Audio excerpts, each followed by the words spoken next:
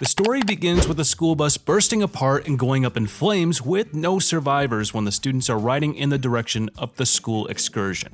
But if that was not shocking enough, something even more ridiculous happened as the protagonist, bloodied, bruised, and burned, lay there as he knew he was about to die. Someone has to piss off God so much to have this kind of unfortunate fate for sure. And after some time, a person named the administrator appears out of nowhere in front of him, claiming that he offers all of them who have mistakenly died some insurance, and they will be granted a new reincarnation via lottery. And that is how his life changes. After a while, someone wearing some kind of hooded clothing can be seen to be receiving oral aid from a girl. Nice. You know what they're doing. And she keeps on calling him her master. That person is none other than the protagonist. He has been blessed by the administrator and started acting as the slave mancer. His position comes with the supernatural magical ability to dominate and enslave humans, the rare job that comes around once every few hundred years. Bro is literally living the life of millions of perverts desiring this kind of deal in the real world right now. Now, after receiving this power, he managed to enslave the village girls who came into the forest looking for the medicinal herbs, as well as adventurers who kept on investigating the missing girls incident. The protagonist didn't have a single good thing in his old life, and he was done with that already. He assumes that he ended up getting this life to live without any kind of regrets and do whatever he wants in life. The bitchless protagonist in his previous life is trying to make amends as much as possible, and it's quite an improvement. And after some time, someone rushes into the cave and the girl who was aiding the protagonist claims that there must be an enemy entering their zone as they have managed to break into the magic trap barrier. This woman who mistakenly failed to protect the cave is Amelia. And when she fixes her position, the heroine remarks that she is here to beat the protagonist while announcing that she came on behalf of the Ranbadia royal family and that she is none other than the Princess Knight, Kirika, herself. The protagonist, on the other hand, gets rather curious after seeing her body and hearing her voice for the pervert that he is. And even though Amelia suggests the protagonist be careful as it is rather dangerous, he goes to greet the princess in his own way. It seems that she recognizes the protagonist in some way and even knows his name, and the protagonist ends up revealing his identity in front of her, which is rather unbelievable to her. The same girl used to be in this classroom as well, and she had some kind of burning sense of justice even back in the school, and she was the one who handed out the flyer to the protagonist for the class trip. That seems to have been the first conversation they had with each other, and the main reason behind that was she was the most popular girl in the whole school. And they really had no way to interact with each other because of the unpopularity of the protagonist. Because of that short conversation, the protagonist ends up having a crush on her, and after remembering the past, she asks him if he is thinking about something weird or perversive. Obviously, he is. The protagonist reveals that he must have been the only one who must have seen his underwear. And just when he finishes his sentence, the two woman assistants come in to attack the princess as she was thinking of attacking him. Then the protagonist claims that he now has another chance to have fun in this world and asks her if she wouldn't want to be as happy as he is right now. And she realizes that the protagonist has been targeting the people who have been looking down on him and used them with his forbidden power. My man. When the protagonist begins to mock his woman in front of the princess, she charges against her, claiming that she is not about to withstand any kind of mockery made by him. And the protagonist ends up teleporting behind her in a simple swipe. Then when the brilliant burst made by him ends up hitting her, Amelia gets thrown into the air and her whole body is revealed by the hip made by the princess. Now the princess is definitely not interested in backing down, adding that her sword is faster than theirs, and while holding a sharp sword in her hand, she claims that the protagonist is about to meet his end right now. When the image of the protagonist dissipates, the slave claims that he has been using the mirror image in front of her this whole time. And the protagonist claims that it is Himeno's time to become an obedient slave right now, as he has finished all of the magic incantations. And soon enough the sword falls from her hand and the slave and Amelia can be seen lying and sitting down on the ground behind them. When the incantation finally works out, the protagonist commands her to reveal her melons, and after getting his hands on them, he keeps on pinching them to make her feel the best in the world. Then, as he keeps on pinching her softies, the protagonist feels like she is getting worn out already, even though he has yet to finish working on it. But in the middle of the treatment, she ends up regaining her consciousness once he touches her butt. And she slaps the heck out of him to run off into the distance, proving that he cannot grasp her willpower like that so simply.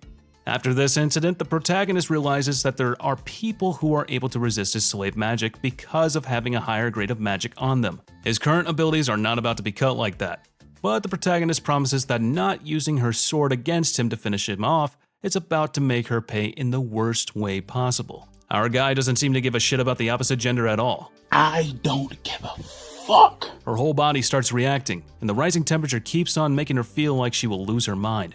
But all she knows is that she cannot die in a place like this, as she remembers Princess Sistina in her mind, whom she made a promise to return to her side. Just when Himeno finds herself in the bath, she feels like the whole thing must have been nothing but a dream inside her mind. However, the protagonist welcomes her and rubs her body from behind her. While she tries to get away from him, the protagonist exclaims that now that he has used more of the magic, she can no longer defy him or escape him. And even though the protagonist himself knows that she is not about to completely obey him, he feels like it will be fine for a while now. On the other hand, the protagonist makes Amelia put on the apron while naked, and she thinks that it would have suited Nina better as the size is a bit smaller than her body. At that time, the protagonist comes in to grab Himeno from behind once again, and Amelia throws her off balance for some reason as she seems to be jealous of her for being too close to the protagonist.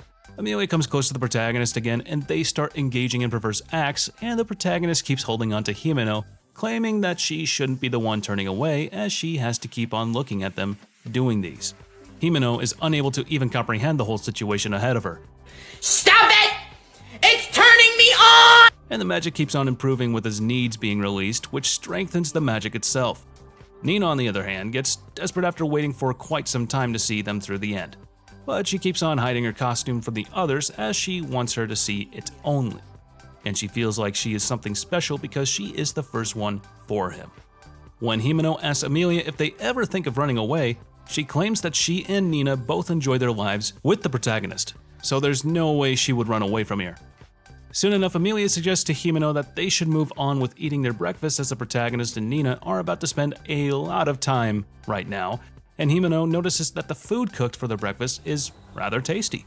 At that time, the protagonist enters the room and he claims that she will end up catching a cold if she keeps on walking around naked, and Nina seems to be wearing a cat outfit for him.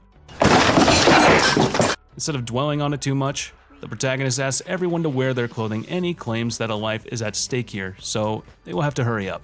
It seems that one of his slaves' lives is in danger right now and he is not trying to pass any time before saving her.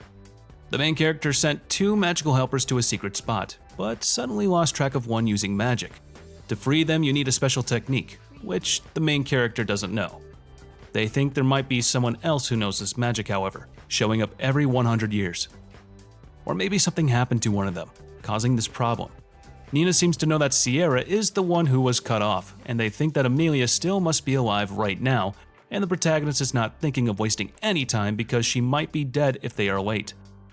And the destination seems to be the place that Amelia used to use in her adventurer days, even though it is only being used as storage for now. And the girls who ended up risking their lives were picking up some texts on magic and replacement equipment for them. The main character warns that they might face enemies and say they'll trust Himeno for the time being. Himeno is surprised to see how much the main character cares about her friends, and the main character promises to punish anyone trying to harm their helpers. That's rather interesting for someone turning innocent girls into slaves. He's out of line, but he's right. Once they end up reaching the highest floor of the place, they see that the trapped elf is now being tied up on one of the crosses, and when Nina thinks of running to her, the protagonist stops her knowing that there must be some details they will have to think of before moving on carelessly. Then when the protagonist asks what it might be, Nina claims that the wavelength reminds her that it must be some kind of barrier used for damage reduction, but she has never seen anything like this in her whole life. Then the situation gets dangerous. A black aura keeps on waving over them and all of them end up jumping away from the floor and quickly breaking through the windows. As they land, the whole building blasts away and a girl comes in laughing, seeing their despair, which feels like a fun game to her. The thought of seeing a demon in front of them shocks Nina, and she claims that her name is Palmyra. She is the noble of the underworld having a rank of 4th. It seems that she was using Sierra as bait to catch them, and she claims that she temporarily trapped them in another dimension and blocked all kinds of magic, and she is fine even though she is sleeping.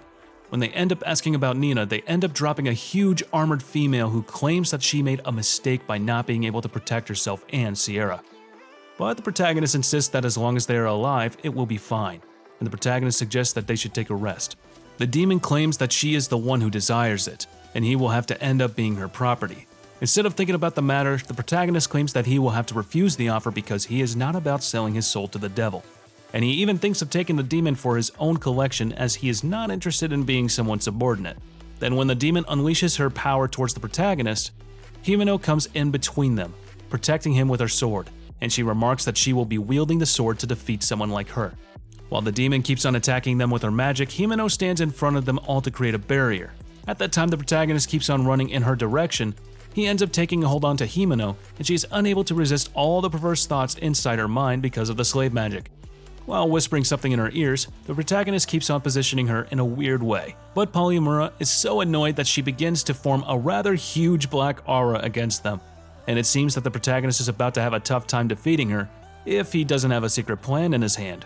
Now, I would tell you more, but looks like this will be it for today, guys. So don't forget to like, subscribe, and if you haven't already, be sure to let us know in the comments down below if you want a part 2. And as for now, we'll catch you later. See you in the next one.